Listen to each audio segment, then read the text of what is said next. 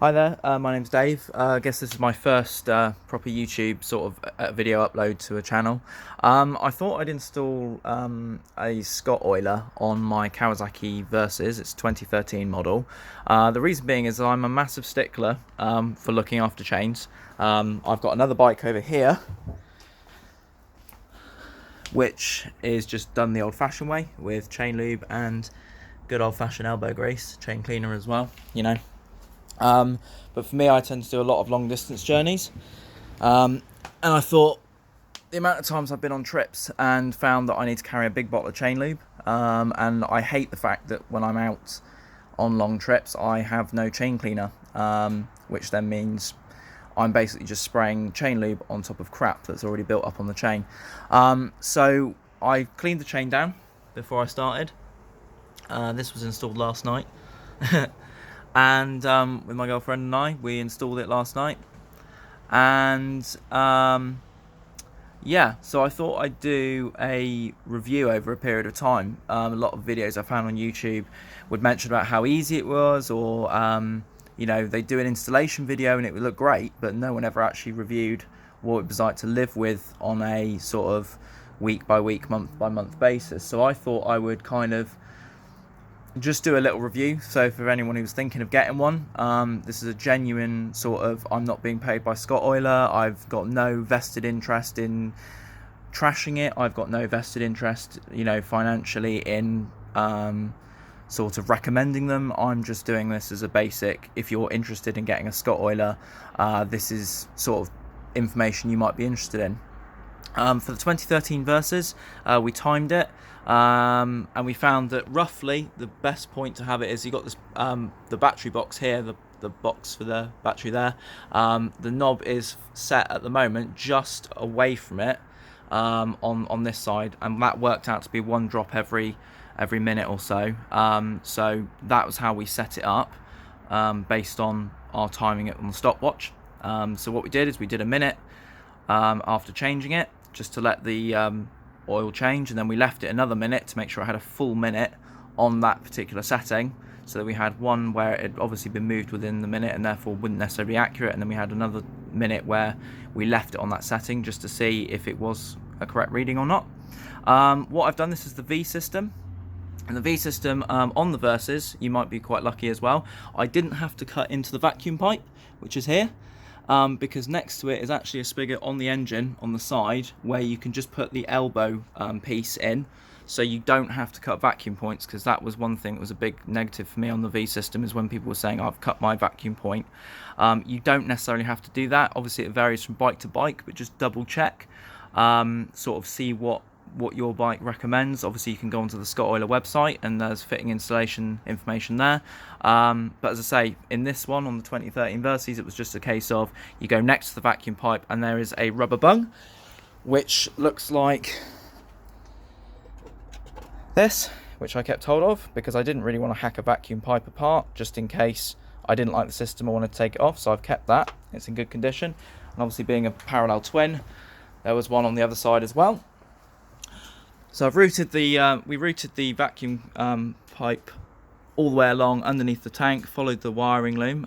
In fact, there was a video by Andy Mancam doing an installation, so I took part on his recommendation. Obviously it comes down to the top here, sits in the top, and then we've routed it down from here past the reg rec, not too close to the reg rec, because obviously that can get quite warm. You want to make sure it's vented. Remember, the oil viscosity changes with temperature, so just bear that in mind when you're setting up as well. If you're setting up on a hot day, it's going to vary a little bit on a cool day, but try it on 2 different days and learn where your setting variations are, and I'm sure you'll find you can still get it 1 drop a minute. Routed it down through here using the sticky pads. And then underneath the swing arm, and Scottoiler have now changed their system for the V system, whereas before you used to have to use the bobbin mount or the axle nut. They've actually changed it so you can use the stick-on mount as well to mount your dispenser. Now, another thing that I found that was very unuseful from Scottoiler in particular, hate to say it, is that when they demonstrate the system, the system slash cut, the way they actually did the dispenser, was never actually shown correctly, because of course they were trying to make a video. So everyone would say it's the slash cut outwards, but every video I used to find the dispenser was facing the wrong way, which kind of was mixed information. Of course, the instructions don't actually show you the slash cut either. They just show you a piece of plastic pipe which is cut off straight. So again, not much information there. So sorry, Scottoiler, but you might want to look into that. But that's how the slash cut should look. So obviously the slash cut is facing outwards, so the longest part of it is facing the sprocket face, to give a good smooth run along the sprocket. I believe you're supposed to set it up at about anywhere between the 7 and 5 o'clock position as well. A lot of videos online, they were all the way up here, which is too high. Again, that might explain excessive fling, but the idea is between the 7 and 5 o'clock position. So the way it's been done, obviously, as well, is you bend the bracket slightly, just in there. You have to bend it to get against the sprocket facing. And as I say, just be wary as well that your sprocket nuts as well don't clip that. So just make sure you look out for that.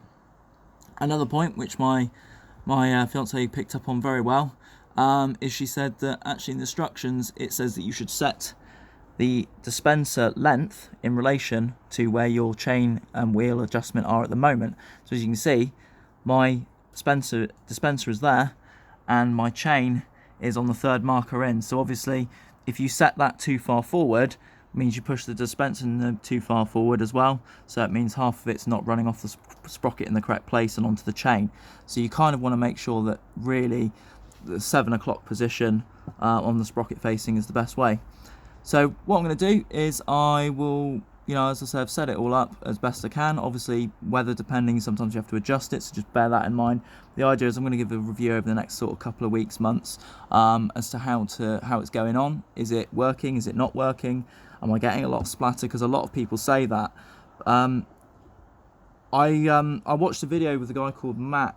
He's called Does the Workshop, and he's up north, and he isn't keen on these Scottoilers, and I totally understand why. Because nobody likes chain fling, and obviously from lubricants and things like that. He's got a very, very good point. I really recommend watching his channel, and Andy Mancam and Fort 9 as well. All very good channels, all very informative. And as I say, I understand why people don't like Scottoilers. They can fling if you set them up incorrectly. So just bear with it. Obviously it takes a bit of time to adjust. It is supposed to be a loss oil system, which means you are supposed to get chain fling to some extent. You are literally just controlling the amount, and the idea is that whereas chain lubes get tacky and grip sort of road dirt and things like that, this is designed to fling that off so that you don't have that grinding paste on your chain. But just remember, you are supposed to get a little bit of fling because of the fact that it's designed to throw the dirt off the chain and keep your chain clean. Unfortunately, with a chain drive system, there's no way of getting away with it. You either use spray lubes and get dirt built up, and that means you have to clean your chain regularly, or you use the Scottoiler system, whereby you accept that you're going to get a bit of chain fling, and you're going to have to clean your bike wheels occasionally. Now, when I say wheels, I did take this out last night.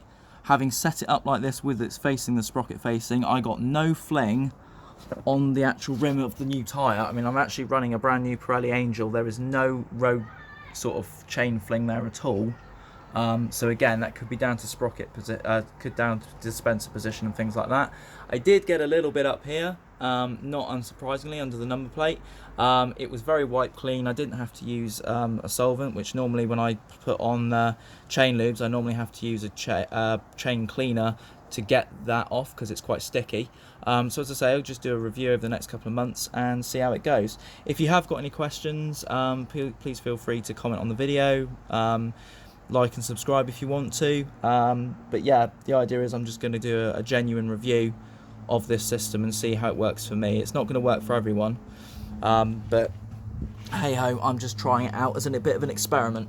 One thing I would mention, just remember as well with the fact that you've got your shock in here, you are going to need to leave a little bit of slack for this to move, because obviously when you sit on it, you get pillion on there as well, luggage, whatever, that needs to be flexible to the point where you can actually, the swing arm can do its job and the shot can do its job and move around. If you make it too tight, you're likely to rip it out or rip the pipe and cause all sorts of problems. So just bear that in mind as well when you're looking to fit these. All right, thank you very much.